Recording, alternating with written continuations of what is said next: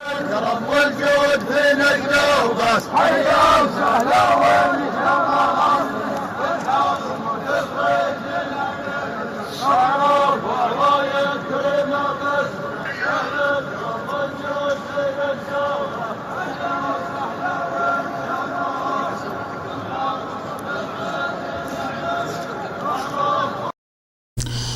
أعزائنا المشاهدين والمشاهدات، السلام عليكم ورحمة الله وبركاته. نرحب بكم أيها الباحثون عن الحقيقة، عن تاريخهم القابع تحت حوافر الغزاة. حلقة اليوم بعنوان التاريخ العسكري المنسي للحضارم. والهدف الأهم لهذه الحلقة هو دحض ورد محاولة تصوير الحضارم بأنهم أولئك التجار القابعين في دكاكينهم، المسالمين المتمسكنين. هذه الصورة النمطية البائسة. هناك من الحضارم من يعمل بقصد أو بغير قصد على تأكيدها، وللأسف الشديد. كما حاولت بعض البرامج عن حضرموت في عدد من القنوات العربية تمرير هذه الصورة، وهذا ما يدحضه التاريخ الحقيقي للحضارم، لكنه تاريخ يرقد خلف جدار من التزييف والتشويه. وحديثنا اليوم يهدف إلى تحطيم هذه الصورة النمطية للحضارم عبر استجلاء شواهد تاريخية حقيقية مؤكدة، والتأكيد على أن المقاتل الحضرمي هو من أشجع المقاتلين في العالم وأكثرهم انضباطا. والمحور الأول في حديثنا عن التجارب العسكرية لحضارم الخارج والداخل، حيث أن من المعروف أن للحضارم هجرات عديدة في نواحي عديدة من العالم. فقد كانت لهم هجرات نحو الهند وشرق أفريقيا وبلاد الملايو وغرب جزيرة العرب في الحجاز واليمن. ففي الهند كان للحضارم قوات مقاتلة قدر عددها ب6,000 مقاتل، وقد برزت قيادات في هذه القوات نالت رتبة جمعدار، وهي رتبة هندية للضباط الكبار، والذين منهم الجمعدار عوض بن عمر القعيطي، وغالب بن محسن الكثيري، ومحمد بن أحمد باحاذق. والأخير هو صاحب القصيدة التي أرسلها لأحد معارفه في الهند، يقول في مطلعها: قم يا المعتني وارتحل عم عشنية إلى القام البرتلي به الباروت معكون. وقوله القام اسم قرية صاحبه في الهند، ومعشنية نوع من أنواع الإبل الجيدة نسبت إلى قبيلة من قبائل المناهيل. وكانت الأموال المحصلة والضخمة التي قد دفعت عددا من هؤلاء الضباط إلى مغامرات سياسية وعسكرية في حضرموت. جاء في كتاب الشتات الحضرمي في بحث لعمر الخالدي، نقل فيه عن الميجر بيرتون القائد البريطاني الذي واجه الحضارم في الهند.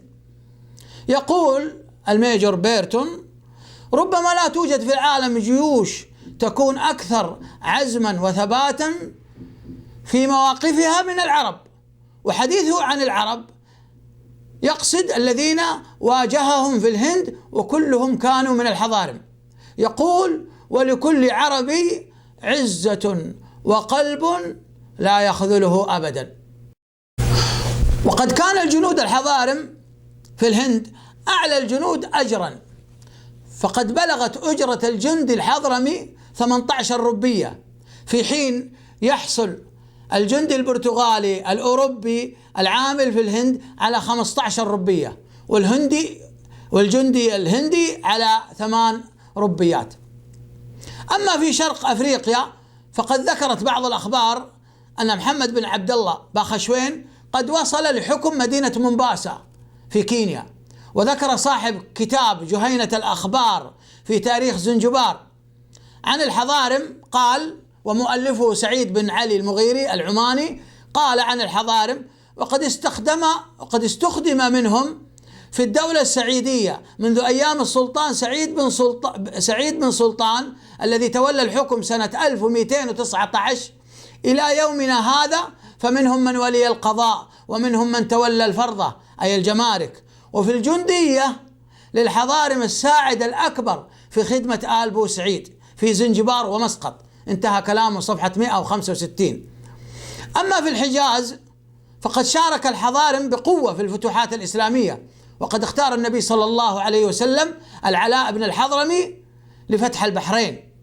وفي العصور المتأخرة كان للحضارم دور عسكري بارز في الحجاز، فقد أورد المستشرق سنوك هوروخرونيه الهولندي الذي زار مكة زمن الشريف، أورد وثيقة ترجع إلى سنة 1880 ميلادي، جاء فيها أن الشريف أي شريف مكة جيش جيشا كان فيه 80 من أهل الطائف و100 رجل من حضارم مكة، وأن هؤلاء الحضارم تحت قيادة قائم مقام مكة الشريف علي بن سعد شاركوا في تأديب القبائل العاصية.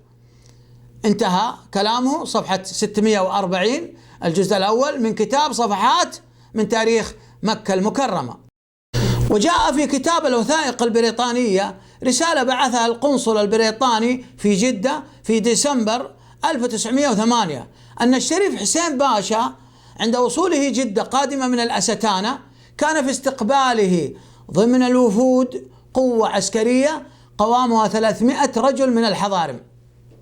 صفحة 144 الجزء الأول. وفي بداية العهد السعودي الزاهر وعند دخول الملك عبد العزيز الطائف صمد في إحدى الحصون في الطائف ضابط حضرمي لم ينسحب إلا بعد أن نفدت ذخيرته، وقد استدعاه الملك عبد العزيز بعد استتباب الأمن وعينه ضابطا في الجيش السعودي وهو الضابط عبد الله باقروان. أعزائنا المشاهدين والمشاهدات، هذا غيظ من فيض، والمقام ليس مقام استيعاب، لكنها إشارات واضحة لمن له قلب، لمن كان له قلب أو ألقى السمع وهو شهيد. وهي خاتمة الجزء الأول من موضوعنا التاريخ العسكري المنسي للحضارم، راجين لكم الفائدة، وإلى لقاء قادم في الجزء الثاني من هذا الموضوع، والسلام عليكم ورحمة الله وبركاته.